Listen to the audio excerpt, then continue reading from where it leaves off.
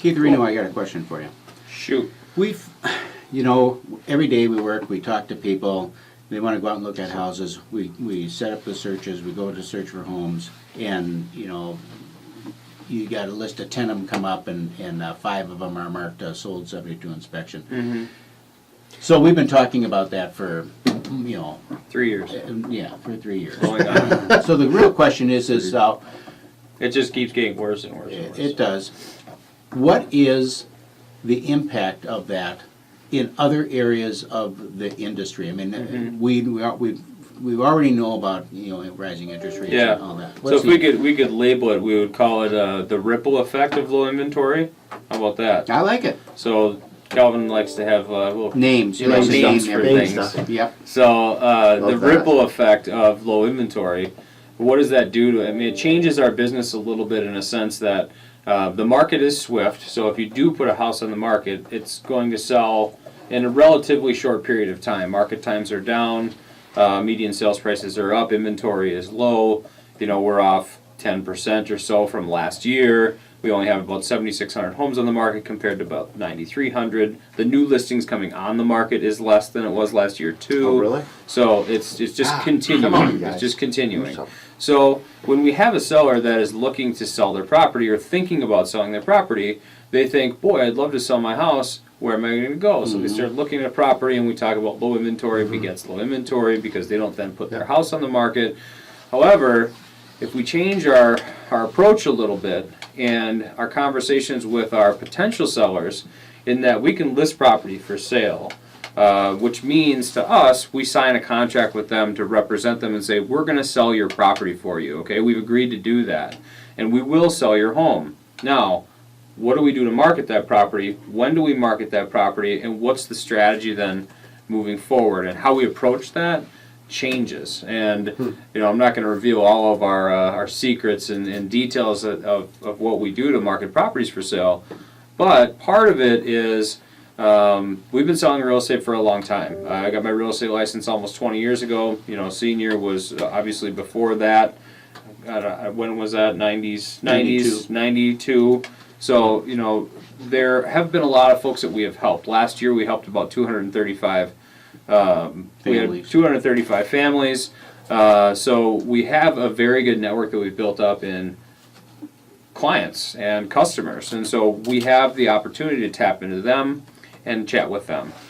So over the course of the years, we've developed a database of people. We also spend a lot of money on a monthly basis in driving traffic to our various websites. And we're building database there, and we have been doing that for many, many years. So we have a database of real buyers over here, too, that we're working with. So the strategy then becomes, how can we best represent our seller in that situation when we're representing a seller to have the best outcome for them? And a lot of times that means finding them a property, but also selling their property at favorable terms to them to go out and allow them time to find that property for sale, right? And I find that in a competitive situation like this, price is no longer the focus. I mean, we're going to get the price, and in many cases, we're going to get more than what that property will appraise for. So when you're dealing with that, when that's already a given, what's left? Yeah, so long as the price is reasonable. As long as it's reasonable, yeah. yeah. It's still got to appraise. But what's left then? What are the terms that are left in today's environment that would benefit the seller in terms of making their move depending on where they want to go? And Yeah, closing date's going to be a big one right now. So do we close? So are you pushing people back then, Keith? You or can talk handle little that bit a about few that? different ways, right? So we can say, okay, we're going to close. You just get it done, and you get the money, right? So if the seller needs the money and they need to go out, then you close the transaction, right? You guys are on your computer. Yeah, I'm here. I'm listening. So you close the transaction, and then you negotiate a rental period where the seller of the property now no longer owns the property. They live in the property moving forward. So they have a rent back situation where they're going to now rent the property We just for did that. 3 months or 6 months or 2 months or whatever that may long be. time. So that gets them the money. So now they can go out and buy something non-contingent. So that's one great way of doing great that. way. And that's something that we do for sure. I found that it changes the conversation when we're meeting with a seller for the first time. Because first of all, we know like I say, price is off the table. We're going to get the money. Right. So now it's like, okay, if you have a move-up buyer, they're concerned about where they're gonna go, and we need to have that conversation, because this property is gonna sell, and in all likelihood, we are not gonna have secured, especially if you need to sell first. Need the funds, yeah. We're not gonna have secured another property, so do you have a place to go? And if you do, how long can you stay there comfortably before it starts becoming a burden? Yeah, we kind of need a backup plan. You need, and it's not a backup plan, it's the front-up plan, it's plan A. Plan A is we're selling, and I'm moving into my mobile home, or I'm moving into mom and dad's basement. It becomes really challenging with people with little kids It that are in does, school and all that, so you can't do that all the time. So having the rent back scenario where they stay in the house is one option. Another option is to negotiate a buy clause, which we've been successful in doing as what well. clause? A buy clause for the What's that seller. mean? So, okay, we do put the house on the market. Yep. Put the house on the market. Look, I'm moving. It's the best time of year to sell the property. We're going to list the property in the open market, get the most exposure, all the marketing that we do. Then we get a purchase agreement on the home. There's 5, 6, 8 offers on the property.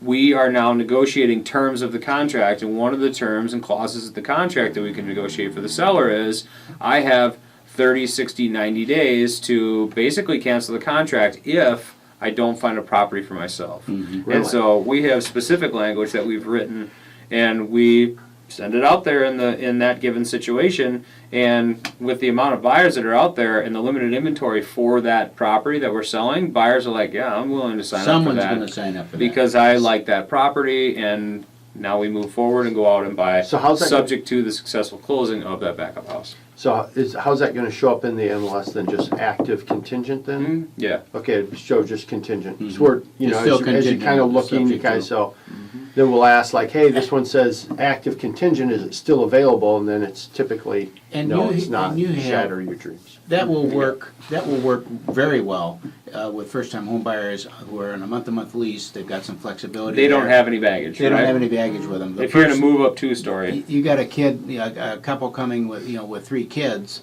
and Yeah. they've got to sell. That's a little risky in most cases for that clientele. But then we'll accommodate with a rent back or some other yep, situation. it's another option. Yeah, that lets them do. We got about 30 seconds left. Another option that we have to work with is that you are in the driver's seat as a seller in certain price points, in certain locations. So instead of doing a buy clause, you just negotiate a longer closing time, giving you that flexibility. Now, if you don't find something in that time, you're still selling the house. So we go back to that,